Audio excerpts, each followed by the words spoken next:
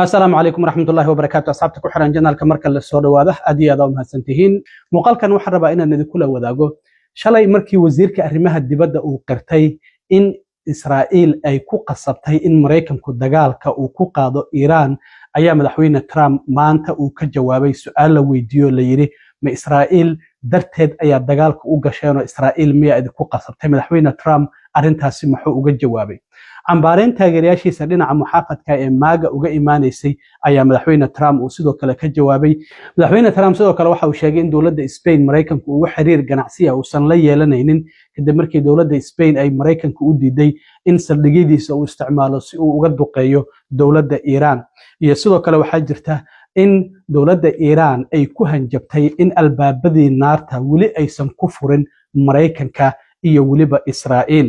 Qatar iyo sidoo kalena Imaaraadku waxay soo tabinayaan gantaalo aad u fara badan iyo sidoo kalena diyaaradaha droniska oo aad u fara badan in Israa'iil ay wali u soo dirayso. Waxa jirta sidoo kale wasiirka amniga gudaha Christine oo maanta mar kale inay su'aalo weydiiyeen guddiga cadaaladda ee aqalka sanadka xubno Republican ah ayaa ugu baaqay in ay is-casisho. Dhinaca Minnesota maalmahan wararkaasi waan ka mashquulnayna in xeer ilaaliyaashii federaalka ahaa ayaa garsoore federaal waxa ugu hanjabaya in la xiri doono maxaa yeelay amaradii maxkamadaha ay jabinayaan qareenadii dhinaca dawladda u doodayay oo dadka marka la xiro alaabihii laga reebay ayaysan u soo celinaynin marka hore waxa loogu hanjabay in lacag lagu garaaxayo laakiin hadda waxa la leeyahay waa la idin xirayaa haddii aad sii wadaan in amarada maxkamadaha aad jabisaan arrintaasina waan idin la wadaagaya halka Mareykanka iyo Israa'iil ay ku qaadeen Iran maalintii afraad ayuu galay Iran iyaduna waxba ma aysan reeban oo wadamadii bariga dhexe wali waa ay ku afuufaysaa gantaaladii kala duwanaa iyo diyaaradihii droonka oo u direysay xitaa safaaradii Mareykanku uu ku lahaa Sacuudiga waa la duqeeyay marka waxa hadda ay soo tabinayaan wadamada Qatar iyo Imaaraadka in gantaalo aad u fara badan oo nuucyo kala duwan ee diyaaradaha droniska wali ay u soo direyso in Iran sidoo kalena Israa'iil waa ay la dhacaysaa waxba ma aysan u reeban hadda waxa jirta in hogaamiye ka tirsan ciidamada kacaanka oo la yiraahdo Ali Mohammed Nayna oo TV-ga wadankaasi Iran uu ka sheegay wuxuu yiri albaabadii naarta wali waa ay sugayaan maba aanan ku furinba Israa'iil iyo Iran waxana uu xaqiijiyay in hadda ay furi doonaan wali macnaha waxa uu leeyahay faano le faray kama qodna wixii aan ridaynay waxba maba ahanba hadda ayaa albaabada naarta aan ku furaynaa ayuu leeyahay sidoo kalena Imaaraadku waxa uu soo tabinayaa in 186 gantaal ay ku soo tuurtay Iran iyo 812 dronisa ay u soo dirtay Qatar sidoo kale tira intaas la eg ay tabinaysaa shalay diyaaradihii dagaalka F-15 Mareykanka markii Kuwait ay uga soo dhaceen waxa la arkayaa mid kamid ah duuliyaashii markii parachute-kiisa uu dhulka kula soo dhacay qof Kuwaitiya oo bir haysto askarigii Mareykankana Iran uu maleeyay inuu yahay askari Iran oo leeyahay aniga askari Mareykan ahay ha idilin oo leeyahay marka sidaas ayaa la arkayo sawiradan ay muujinayaan in qof shacaba uu bir u qaatay mid kalena uu duubayo isla markaana haweeneyda sidoo kale waxay kamid ahayd duuliyaashii iyaguna parachute-ka ku soo degay dhinaca kale shalay waxa wasiirka arrimaha dibadda ee Mareykanka Marco Rubio ayaa xubnaha Congress-ka uu warbixin ka siinay dagaalka iyo sidii uu ku bilowday iyo sidii uu ku socdo markii warbixinta uu siiyay kadib briefing-ka uu banaanka u soo baxay ayaa su'aalo la weydiiyay oo la yiri in dagaalka iyo ma Israa'iil ayaa idinku qasabtay marka waxa uu yiri waan ogeyn Israa'iil inay weerarayso Iran marka inaguna ma ahayn in aan sugno maxaa yeelay haddii aan sugno waan ognahay in Iran ay saldhigyadeena aan ku leenahay bariga dhexe ay soo duqeynayso marka anaguna waxaan ku qasbanaanay inaan dagaalka galno arrintaas marka waxay u muuqatay inuu leeyahay Israa'iil darteed ayaan dagaalkaas u galnay oo nagu qasabtay bal waa kan shalay markii uu Congress-ka waliba aqalka Congress-ka gudihiisa uu shirka jaraa'id ku qabtay wariyaashu ay su'aalo weydiiyeen markii briefing-kii uu siinay ama warbixintii koobneed oo Congress-ka uu ka siinay arrimaha dagaalka uu soo dhamaaday kadib wasiirka arrimaha dibadda ila daawo sidoo kale madaxweyne Trump oo maanta aqalka Oval Office-ka ee aqalka cad kula kulmayay ra'iisul wasaaraha dalka Jarmalka ayaa isla su'aashii la weydiiyay waxa la yiri ma Israa'iil ayaa idinku qasabtay dagaalkan inaad gashaan madaxweyne Trump waxa uu yiri maya anaga ayaan u maleynaynaa inaan Israa'iil ku qasabnay inay dagaalkan ay soo gasho maxaa yeelay waxa uu yiri wada hadaladii socday waxay u muuqdeen in aysan meel fiican aysan maraynin sidaa darteed waxaan ku qasbanaana ayuu yiri inaan qatarta nagu soo socoto aan meel iska saarno marka waxaanu sheegay inuu hadda la yaaban yahay in Iran ay weerarayso wadamo ku yaala bariga dhexe oo saaxiib la aha xitaa waxa uu yiri iyagu waxay weerarayaan meelaha shacabka sida hoteeladii iyo gurihii la deganaa laakiin anagu goobaha militariga ayaan weerarayna haddaba waa kan madaxweyne Trump oo diidayay in Israa'iil ay ku qasabtay in dagaalkaasi Mareykanku uu galo wuxuu leeyahay amaanba anagu ku qasabnaba Israa'iil inay dagaalka Iran ku qaado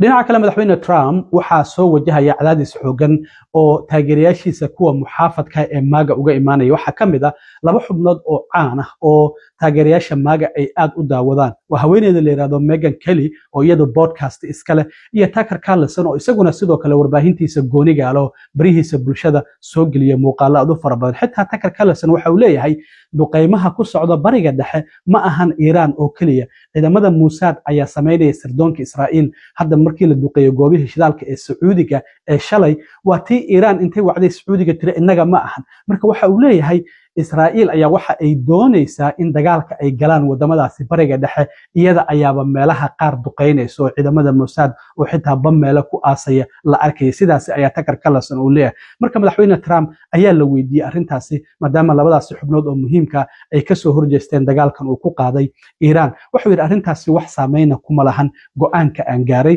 waxana uu xaqiijiyay sidoo kale in Tucker Carlson iyo waliba Megyn Kelly aysan matalaynin taageerayaasha MAGA wuxuu yiri taageerayaashayda MAGA waa ay jecel yihiin waxa aan sameynayo isla markaana waa ay ku faanayaan wada qaloocan ayaan qaadnay ayuu leeyahay laakiin waan sii wadi doonaa ayuu yiri arintan si aan wadankeena nabad uga dhigno isla markaana wadamada kale aan nabad uga dhigno marka Trump waxa uu leeyahay MAGA waxay u arkaan waxa aan sameynayo in wadankeena uu ku bulaalayo isla markaana uu amaan ku helayo sidaas ayaa madaxweyne Trump uu leeyahay marka Megyn Kelly wuxuu yiri buugaha taariikhda ha akhriyaan sidaas darteed ayuu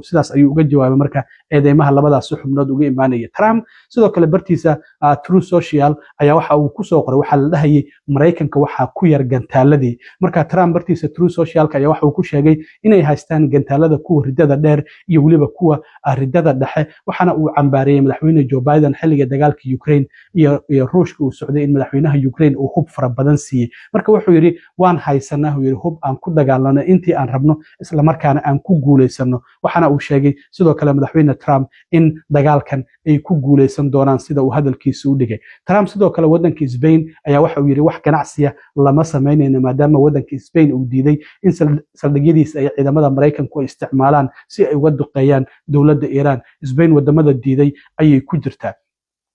marka Trump arintaasi ayuu yiri gantaalo waan haysanaa isla markaana wuxuu yiri waan sii wadi doonaa ciidamada wuxuu yiri xilligii hore madaxweynaha 4 sano ciidamada Mareykanka waan dhisay haddana waan sii wadi doonaa inaan dhiso isla markaana diyaar ayaan u nahay inaan guul weyn ka gaarno dagaalkan sidaas ayaa madaxweyne Trump uu leeyahay dhinaca dagaalka hadii intaasi aan ka gudbo maalmahan wararka waan ka mashquulnay ICE iyo Minnesota iyo ka bixitaankeedii wasiirka amniga gudaha Christine Noem ayaa maanta looga yeeray Congress-ka gaar ahaan guddiga cadaaladda ee sanadka ayaa su'aalo weydiiyay waxa kamid ahaa xubin Republican ah oo sanadkan aan soo sharaxi doonin isaga iyo Trump ay isku la dhaceen arrintii Epstein file isla markaana yiri isma soo sharaxayo oo South Carolina laga soo doorto oo la yiraahdo Tom Tillis ayaa waxa uu si aad oo kulul ula hadlay Christine Noem wasiirka amniga gudaha marka waxa uu yiri howlgaladan aad wadaan iyo qabqabashadan dad muwaadiniin Mareykan ayaad ku xiraysaan oo ku qabqabanaysaan muhiimadiina waxay tuu yiri in aad tira soo qabataan maalintii intaas oo qof ayaa la idinka baahan yahay inaad soo qabataan laakiin quality-ga tayada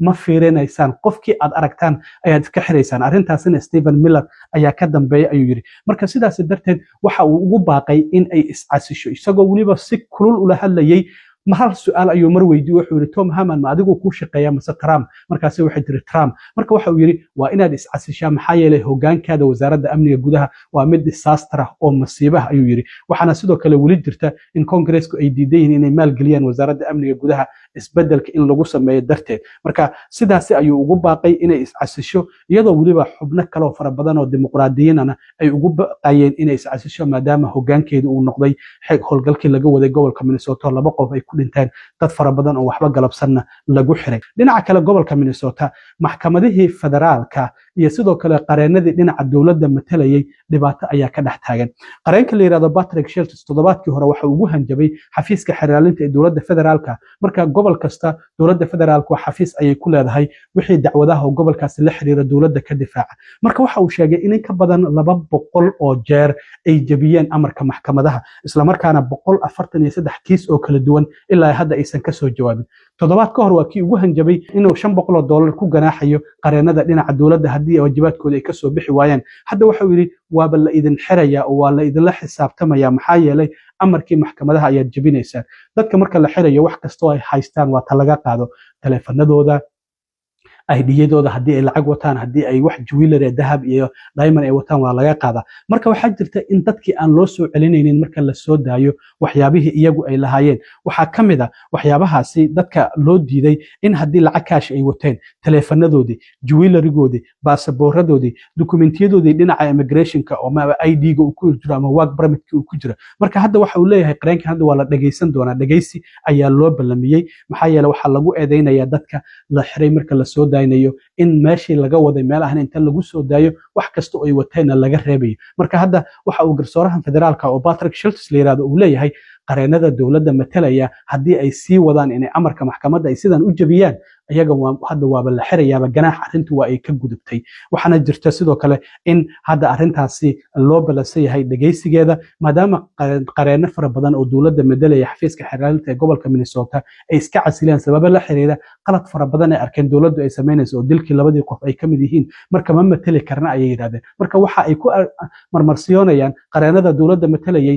dadii shaqaale la'aan ayaan nahay, sidaa darteed ayaan amarada maxkamadaha aan uga soo jawaabi la'nahay. laakiin arrintaasi lagama yeelayo. waxaa garsoorahan Patrick Shelton uu sheegay ma aanan arkin arrintan oo kale taariikhda intii aan garsooraha 20 sano ka badan ayuu garsoore ahaa. marka waxa uu sheegay in marba marka ka dambaysa ay amarkii maxkamadda ay jabinayaan qareenada dowladda ama xafiiska matalaya dowladda ee xeraalinta. wuxuu arrintaasina wuxuu yiri arrin loo dul qaadan kara ma aha. marka arrintaasina waan rabay inaad la socodsiiyo. aad iyo aad u mahadsantiin asxaabta, intaan mar kale kulmi doono.